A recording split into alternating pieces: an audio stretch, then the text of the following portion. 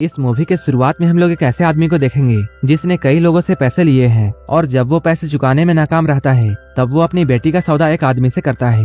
लड़की के बाप ने उसे जिस आदमी के पास बेचा था वो आदमी जबरदस्ती इस लड़की को अपने बेड तक लेकर जाता है। इसके बाद वो उसे कपड़े उतारने के लिए कहता है और उसके जिस्म में शहद लगा देता है। वो लड़की बहुत रोती है और इसके बाद क्या होता है ये हम आगे इस वीडियो में जानेंगे। तो चलिए इस मूवी को शुरू करते हैं। मूवी के स्टार्टिंग में हम लोग योंग नाम के एक आदमी को देखते हैं। वो अपनी बेटी सेलिना को कहीं जबरदस्ती ले जा रहा था। रास्ते में जाते हुए योंग अपने दोस्तों से मिलता है। इनकी बातों से हमें यह पता चलता है योंग ने कई लोगों से उधार ले रखा है। योंग के दोस्त जब उससे पैसे मांगते हैं तब योंग उन लोगों से ये कहता है मैं तुम्हारे पैसे आज ही लौटा दूंगा। इसके बाद योंग सेलिना को लेकर एक घर में पहुंच जाता है। यहाँ आकर सेलिना अपनी ही जैसी एक लड़की और उसकी माँ को देखती है। उस लड़की को देखकर सेलिना बहुत डर जाती है और वो सोचती है उसकी भी हालत ऐसे ही होने वाली है। इसके बाद सेलिना का बाप उसे लेकर टियागो के पास जाता है। असल में ये घर टियागो का होता है जो कि लोगों को पैसे मूवी के चाहने वालों, हम आपके लिए लेकर आए हैं एक धमाका ऑफर।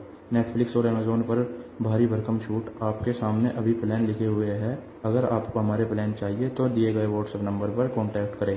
नेटफ्लिक्स और अमेजोन जैसे किसी भी प्लेटफॉर्म के लिए संपर्क करें। उधार में दिया करता है। इसके बाद जब लोग उसके पैसे नहीं चुका पाते थे तब वो लोगों के बहू बेटियों के साथ जबरदस्ती किया करता था। योंग भी यहाँ पर सेलिना का सौदा करने के लिए आया था। इसके बाद टियागो सेलिना को अपने पास बुलाता है। इसके बाद वो उसे सुनकर चाटता है। वहीं सेलिना का बाप योंग ये सब देखकर बहुत खुश हो रहा था। वो एक बहुत ही घटिया इंसान था क्योंकि उसने बस कुछ पैसों के लिए अपनी ही बेटी का सौदा कर दिया था। कुछ देर के बाद योंग यहाँ से चला जाता है। इसके बाद हम लोग टियागो को देखते हैं जो कि अभी सेलिना के पास आया है। वो सेलिना को अपने कपड़े उतारकर अपने ही सामने नहाने के लिए कहता है। सेलिना यहाँ पर काफी डरी हुई होती है इसलिए वो टियागो की हर बात मानती है। जब टियागो सेलिना को बिना कपड़ों के देखता है तब उसका छोटा चेतन खड़ा हो जाता है, लेकिन इसके बाद कुछ सोचकर टियागो वहीं पर रुक जाता है। जिस पानी से सेलिना नहा रही होती है वो पानी नीचे एक नौकर के ऊपर गिर रहा था जिसका नाम डोंग था। हम लोग ये देखते हैं डोंग की दोनों आंखें खराब हैं, इसलिए उसके माँ बाप ने उसे टियागो को बेच दिया था। इधर योंग अपने दोस्तों के साथ बैठकर शराब पी रहा था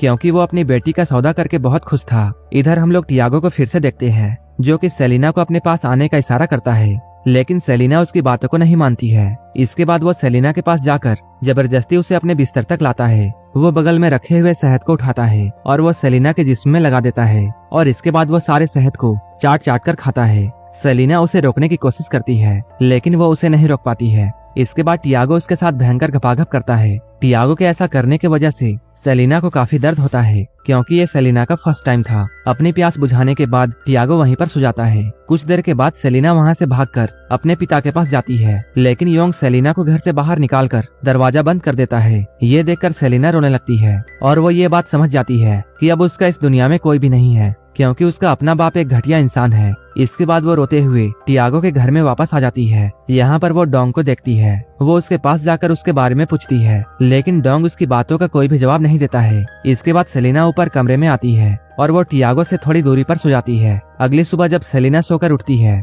तब वो देखती है टियागो डोंग को पीट रहा है क्योंकि डोंग आज मुर्गियों को खाना देना भूल गया था। ये देखकर सेलिना को टियागो पर बहुत गुस्सा आता है, लेकिन वो चाहकर भी कुछ भी नहीं कर पाती है। जब दोपहर में टियागो खाना खा रहा होता है तब वो सेलिना को अपने पास बुलाता है और वो उसके गुफा में उंगली डालकर उसे चाटने लगता है। इसके बाद वो सेलिना को अपने पास बैठकर खाना खाने के लिए कहता है। डोंग भी यहीं पर नीचे बैठकर खाना खा रहा होता है। यहाँ पर टियागो अपने पैरों से सेलिना के गुफा को सहलाता है। टियागो का ऐसा करना सेलिना को काफी अजीब लगता है, लेकिन टियागो को काफी मजा आ रहा था। खाना खाने के बाद टियागो अपने काम में लग जाता है।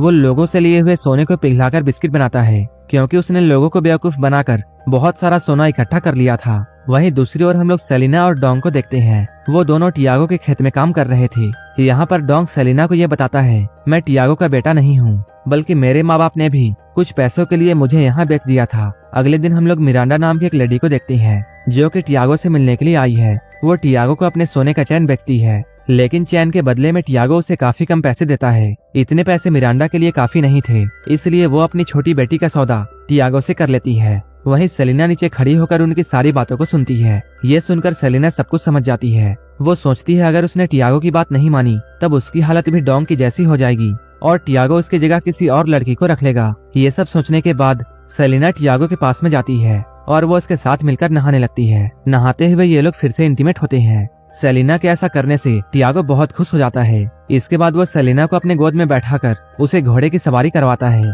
शाम के वक्त ये दोनों खेतों में घूमने के लिए जाते हैं। यहाँ टियागो सेलिना से ये कहता है, पैसा ही सब कुछ होता है, अगर हमारे पास पैसा होता है तब हम लोग कुछ भी कर सकते हैं। लेकिन टियागो के बातों से सेलिना को ये एहसास होता है, इतने पैसे होने के बाद भी टियागो खुश नहीं है। लेकिन सेलिना अब टियागो को खुश करना चाहती थी, इसलिए वो उसके करीब जाकर उसकी अच्छे से चूसती है। इसके बाद ये दोनों खेत में ही घपाघप करते हैं। जब ये लोग रात में घर में होते हैं तब सेलिना उसे पीने के लिए दूध देती है। सेलिना उसकी बहुत सेवा कर रही थी, जिसे देखकर टियागो बहुत खुश था। इसके बाद वो सेलिना से खुश होकर उसे एक सोने का चैन गिफ्ट करता है। इस गिफ्ट को पाकर सेलिना बहुत खुश होती है। अगले ही दिन सेलिना और टियागो मार्केट में जाते हैं। मार्केट से वापस आते हुए इन लोगों को रास्ते में सेलिना का बाप मिलता है। यहीं पर सेलिना एक लेडी से मिलती है जो कि उसे टियागो के हरकत के बारे में बताती है। लेकिन सेलिना ये बात अच्छी तरह जानती थी कि अगर उसे सही सलामत रहना है तब उसे टियागो के साथ अच्छे से रहना होगा।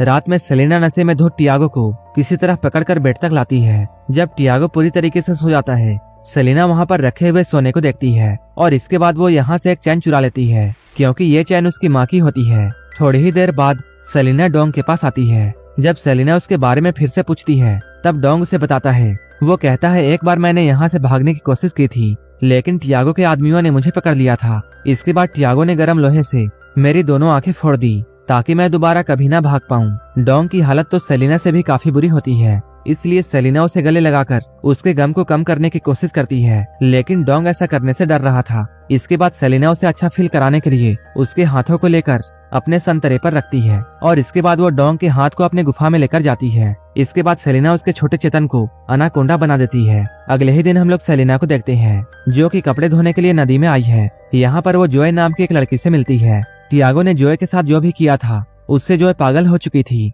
सेलिना यहाँ जोए से बातें कर ही रही होती है, तभी उसकी माँ यहाँ आकर उसे यहाँ से लेकर चली जाती है। कपड़े धोने के बाद जब सेलिना आती है तब वो देखती है टियागो फिर से डोंग को पीट रहा है, क्योंकि उसे ऐसा लगता है जैसे उसकी अलमारी से डोंग ने ही उस चैन को चुराया है।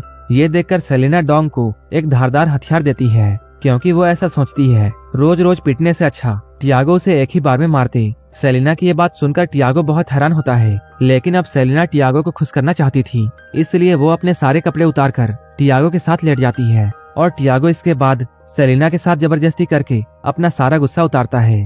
रात में सेलिना और डोंग बैठकर बातें कर रहे थे। उसे बचाने के लिए डोंग सेलिना को थैंक्स बोलता है। यहाँ पर डोंग सेलिना से अपनी आखिरी इच्छा कहता है। वो कहता है, मरने से पहले मैं एक बार अपना अनाकोंडा किसी लड़की की गुफा में डालना चाहता हूँ। डोंग के मुंह से ये सब सुनने के बाद सेलिना उसकी इच्छा को पूरी करने में लग जाती है और इसके बाद वो उसके अनाकोंडा को अपने अंधेरी गुफा में डाल लेती है। अगले दिन हम लोग इन तीनों को देखते हैं जो कि जंगल में जाकर कचरे को आग लगा रहे थे। इसके बाद ये लोग घर में आकर नाश्ता करते हैं। जब सेलिना टियागो के सामने बैठकर नाश्ता कर रही होती है तब टियागो अपने पैरों से सेलिना की गुफा को सहलाता है, लेकिन आज सेलिना इस चीज को एंजॉय करती है, जिसे देखकर टियागो बहुत खुश होता है। नाश्ता करने के बाद टियागो घर से बाहर जाता है। यहाँ वो मिरांडा से मिलता है। इसके बाद वो मिरांडा को कुछ पैसे देता है ताकि मिरांडा जोए का इलाज करवा सके।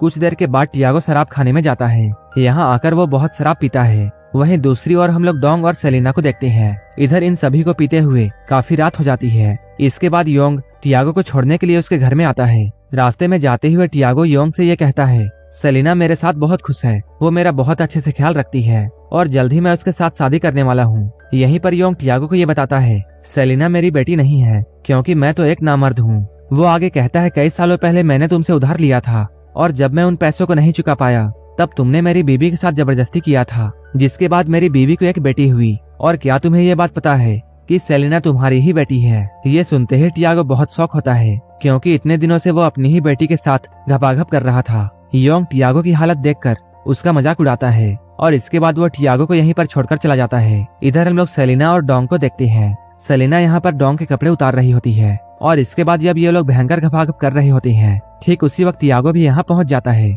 और उन दोनों को ऐसा करते हुए देख लेता है। ये सब देखकर वो बहुत गुस्सा होता है। टियागो डोंग को जान से मारने वाला था। ये देखकर सेलिना एक चाकू उठाती है और वो टियागो को चाकू मार देती है और इसके बाद ये लोग सारे सोने और पैसे को अपने साथ लेकर टियागो के घर को आग लगा देते हैं। अगले दिन ये लोग पैसों का बंटवारा करते हैं और अपनी जिंदगी की नई शुरुआत करने के लिए अपने अपने रास्ते निकल जाते हैं और यहीं पर ये मूवी खत्म हो जाती है।